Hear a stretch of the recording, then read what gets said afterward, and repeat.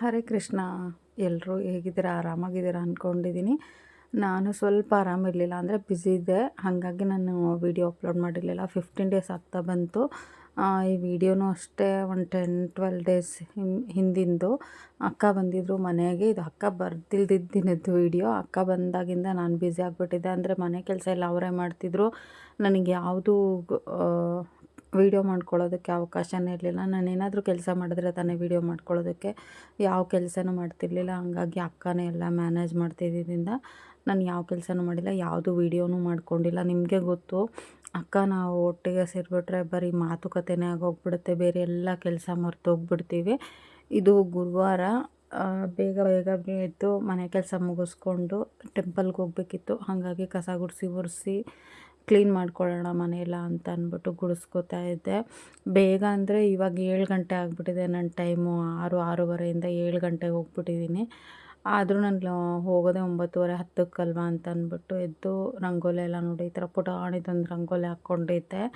ಈಗ ನಾವು ಮನೇನೂ ಶಿಫ್ಟ್ ಮಾಡಿದ್ದೀವಿ. ನೋಡೋಣ, ಅದನ್ನು ವಿಡಿಯೋ ಮಾಡ್ಕೊಂಡಿಲ್ಲ ಹೊಸ ಮನೇಲಿ ಇನ್ನೂ ಯಾವುದನ್ನು. ಮಾಡಿದಾಗ ನಾನು ಅಪ್ಲೋಡ್ ಮಾಡ್ತೀನಿ. ಪುಟಾಣಿದೊಂದು ರಂಗೋಲಿ ಹಾಕ್ಕೊಂಡಿದ್ದೆ. ಇನ್ನೂ ಬಿಸಿಲು ಬಂದಿರಲಿಲ್ಲ. ಈಗ ಚಳಿ ಅಲ್ವಾ, ಸ್ವಲ್ಪ ನಿಧಾನಕ್ಕೆ ಬಿಸಿಲು ಬರೋದು. ಉಪ್ಪಿಟ್ಟು ಮಾಡ್ಕೊಂಡಿದ್ದೆ ತಿಂಡಿಗೆ. ತುಂಬ ದಿನ ಆಗಿತ್ತು ಅಂತ ಅಂದ್ಬಿಟ್ಟು ಸ್ವಲ್ಪ ಉಪ್ಪಿಟ್ಟು ಅವರೆಕಾಳಿತ್ತು. ಅವರೆಕಾಳು ಹಾಕ್ಬಿಟ್ಟು ಸ್ವಲ್ಪ ಉಪ್ಪಿಟ್ಟು ಮಾಡ್ಕೊಂಡಿದ್ದೆ. ನೋಡಿ ಹೀಗಿದೆ. ನನ್ನ ಮಗನೂ ಏನೋ ಇವತ್ತು ನನ್ನ ಲಕ್ಕು ಉಪ್ಪಿಟ್ಟು ತಿಂತೀನಿ ಅಂತ ಅಂದ. ಹಾಗಾಗಿ ಅವನಿಗೂ ನನಗಿಬ್ರಿಗೂ ಸೇರಿಸ್ಬಿಟ್ಟು ಉಪ್ಪಿಟ್ಟು ಮಾಡ್ಕೊಂಡಿದ್ದೆ. ಅವರೆಕಾಳನ್ನ ಮಾತ್ರ ಹುಡುಕಿ ತೋರಿಸ್ತಾ ಇದ್ದೀನಿ ನಿಮಗೆ.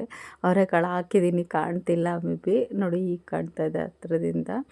ಜಾಸ್ತಿ ಅವರೆಕಾಳು ಹಾಕಿದ್ದೀನಿ, ಅದಕ್ಕೆ ನಾನು ತಿನ್ನೋಲ್ಲ ಹಂಗೆ ಹಿಂಗೆ ಅಂತ ಅಂದ್ಬಿಟ್ಟು ಗಲಾಟೆ ಮಾಡ್ದೆ. ಆದರೂ ರಿಕ್ವೆಸ್ಟ್ ಮಾಡ್ಕೊಂಡು ಸ್ವಲ್ಪ ತಿನ್ನಿಸಿದ್ದೀನಿ. ನೋಡೋಣ. ಪೂಜೆ ಮಾಡ್ಕೊಂಡಿದ್ದೆ ಸ್ವಲ್ಪ, ಅಂದ್ರೆ 2 ಬಾಳೆಹಣ್ಣು ಇಟ್ಬಿಟ್ಟು ಪೂಜೆ ಮಾಡ್ಕೊಂಡಿದ್ದೆ. ಬೇರೆ ಏನೂ ಇರಲಿಲ್ಲ ಹಣ್ಣು.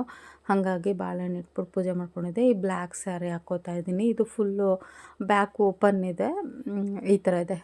ಫ್ರಂಟಲ್ಲಿ boat neck, back full open. ಮತ್ತು ಇದು ಸ್ಲೀವ್ಸಿಗೆ ಮಾತ್ರ ನಾನು ನೆಟ್ ಹಾಕಿಸ್ಕೊಂಡಿದ್ದೀನಿ. ಆ್ಯಕ್ಚುಲಿ ಇದು ಕಾಟನ್ ಸ್ಯಾರಿ, ಅದು ಬ್ಲೌಸ್ ಪೀಸ್ ಅದರಲ್ಲೇ ಬಂದಿದ್ದು. ನಾನು ಅದಕ್ಕೆ ರೆಡ್ ನೆಟ್ ಹಾಕಿಸ್ಕೊಳ್ಳೋಣ ಅಂದ್ಕೊಂಡಿದ್ದೆ. ಅದು ಓವರ್ ಆಗುತ್ತೆ ಅಂದ್ಬಿಟ್ಟು ಬ್ಲ್ಯಾಕ್ ಕಲರ್ ನೆಟ್ ಹಾಕಿಸ್ಕೊಂಡಿದ್ದೀನಿ. ಫುಲ್ ಬ್ಲ್ಯಾಕ್ ಕಲರೇ ಇದೆ ಬ್ಲೌಸು. ಯಾಕೆ ಅಂದರೆ ಬೇರೆ ಯಾವುದಕ್ಕಾದ್ರೂ ಮ್ಯಾಚ್ ಮಾಡ್ಕೋಬೋದು ಅಂತ ಐಡಿಯಾ ಮಾಡಿ ರೆಡ್ನ ಸೇರಿಸಲಿಲ್ಲ. ಹಾಗೆ ಬ್ಲ್ಯಾಕ್ ಮಾತ್ರ ಸ್ಟಿಚ್ ಮಾಡಿಸ್ಕೊಂಡೆ. ನೋಡಿ ಈ ಥರದ ಪಲ್ಲು ಇದ್ರದ್ದು ಈ ಥರ ಬರುತ್ತೆ. ಗ್ರ್ಯಾಂಡಾಗಿದೆ. ಮತ್ತು ಅದರಲ್ಲೇ ಟ್ಯಾಸಲ್ಸ್ ಕೂಡ ಇದೆ. ಕಾಟನ್ ಸ್ಯಾರಿ ಆಗಿರೋದ್ರಿಂದ ಸಾಫ್ಟು, ಒಂದಿನ ಪೂರ್ತಿ ಕ್ಯಾರಿ ಮಾಡ್ಬೋದು. ಏನು ಬೋರ್ ಅನಿಸಲ್ಲ. ಸ್ಯಾರಿ ಹೆವಿನೂ ಇಲ್ಲ, ತುಂಬ ಸಾಫ್ಟಾಗಿರೋದ್ರಿಂದ ಹ್ಯಾಂಡ್ಲ್ ಮಾಡ್ಬೋದು. ನನಗೆ ಬ್ಲ್ಯಾಕ್ ಕಲರ್ ಅಂದರೆ ಇಷ್ಟ, ಹಾಗಾಗಿ ತೊಗೊಂಡಿದ್ದೆ. ಇದರಲ್ಲಿ ಬೇರೆ ಕಲರ್ ಆಪ್ಷನ್ಸು ಇತ್ತು. ನನಗೆ ಬ್ಲ್ಯಾಕ್ ಇಷ್ಟ ಅಂತ ಬ್ಲ್ಯಾಕ್ ತೊಗೊಂಡೆ. ನೋಡಿ ಈ ಥರ ಬರುತ್ತೆ. ಗ್ರೇ, ಬ್ಲ್ಯಾಕ್ ಮತ್ತು ಮರೂನಲ್ಲ, ಮರೂನ್ ಕಲರ್ ಬಂದಿದೆ. ಟ್ಯಾಸಲ್ ಮಾತ್ರ ರೆಡ್ ಕಲರಲ್ಲಿ ಕೊಟ್ಟಿದ್ದಾರೆ. ಅದೇನು ಗೊತ್ತಿಲ್ಲ, ಆದರೆ ಚೆನ್ನಾಗಿ ಕಾಣುತ್ತೆ ಸ್ಯಾರಿ ಮಾತ್ರ. ನೋಡಿ ಈ ಥರ ಇದೆ. ಬೋಟ್ ನೆಕ್ ಬರುತ್ತೆ ಫ್ರಂಟ್ ಪೂರ್ತಿ, ಬ್ಯಾಕ್ ಫುಲ್ಲು ಇದಿದೆ.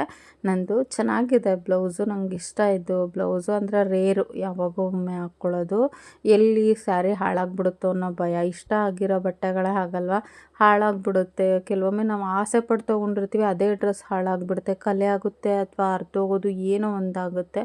ಅದಕ್ಕೆ ಹಾಕ್ಕೊಳ್ಳೋದಕ್ಕೇ ಭಯ ಆಗ್ತಾ ಇರುತ್ತೆ. ನನ್ನ ಮಗ ಬೇರೆ ಹಿಂದೆಯಿಂದ, ಅವನಿಗೂ ಟೈಮ್ ಆಗಿತ್ತು ಕಾಲೇಜಿಗೆ ಹೋಗೋದಕ್ಕೆ, ರೆಡಿ ಆಗ್ತಾ ಇದ್ದ. ಅದಾದಮೇಲೆ ಅಕ್ಕ ನೆಕ್ಸ್ಟ್ ಡೇ ಬಂದರು. ನಾವು ಯಾವುದೂ ವೀಡಿಯೋ ಮಾಡ್ಕೊಳ್ಳಿಲ್ಲ. ಅವ್ರು ಬಂದಿದ್ದ ಖುಷಿಗೆ ವೀಡಿಯೋ ಮಾಡಬೇಕು ಅನ್ನೋದನ್ನೇ ಮರ್ತೋಗ್ಬಿಡ್ತೀವಿ. ಟ್ರೈಪಾಡ್ ತೆಗೆದು ಮೂಲೆಗೆ ಹಾಕ್ಬಿಟ್ಟಿದ್ವಿ.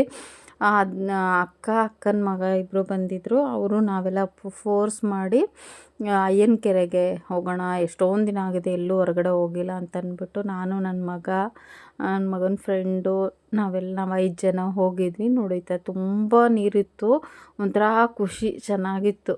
ನೋಡಿ ಕಿಸ್ಲೆ ಚೆನ್ನಾಗಿತ್ತು, ಖುಷಿ ಆಯಿತು. ಒಂದಿನ ಔಟಿಂಗ್ ಹೋಗಿದ್ದು. ಅಂದರೆ ತುಂಬ ಒಂದಿನ ಪೂರ್ತಿ ಏನು ಹೋಗಿರಲಿಲ್ಲ, ಒಂದು 4-5 ಅವರ್ಸ್ ಹೋಗಿದ್ವಿ. ಇಲ್ಲಿಗೆ ಹತ್ರ, ಇಲ್ಲಿಂದ ಸಕ್ರಾಯಪಟ್ಟಣದ ಹತ್ರ ಇರೋದು.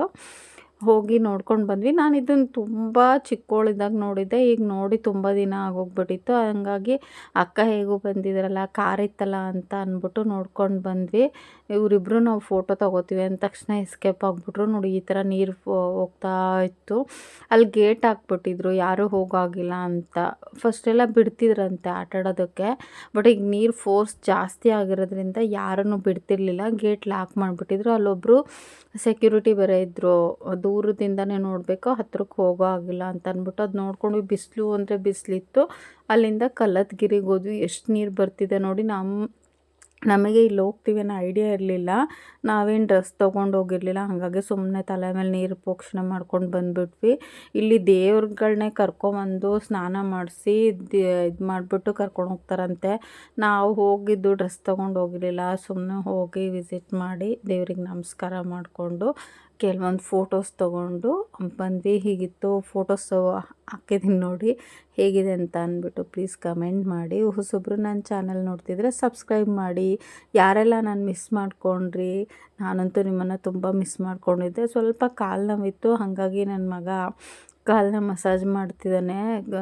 ತಿಕ್ಕೊಡ್ತೀನಿ ಕೊಡಿಲಿ, ಸ್ವಲ್ಪ ಕಾಲು ನೋವು ಕಡಿಮೆ ಆಗುತ್ತೆ ಅಂತ ಅಂದ್ಬಿಟ್ಟು ತೊಗೊಂಬಂದಿದ್ದ ಪೇನ್ ಕಿಲ್ಲರ್ ಆಯಿಂಟ್ಮೆಂಟ್ ತೊಗೊಂಬಂದ್ಬಿಟ್ಟು ಪಪ್ಪ ಮಸಾಜ್ ಮಾಡ್ತೈತೆ ಕಾಲು ನೋವು ಅಂತ ಹೇಳಿದ್ದಕ್ಕೆ ಹೀಗಿತ್ತು. ಇನ್ನು ಮುಂದೆ ಕಂಟಿನ್ಯೂ ವಿಡಿಯೋ ಹಾಕ್ತೀನಿ. ಪ್ಲೀಸ್ ಸಪೋರ್ಟ್ ಮಾಡಿ.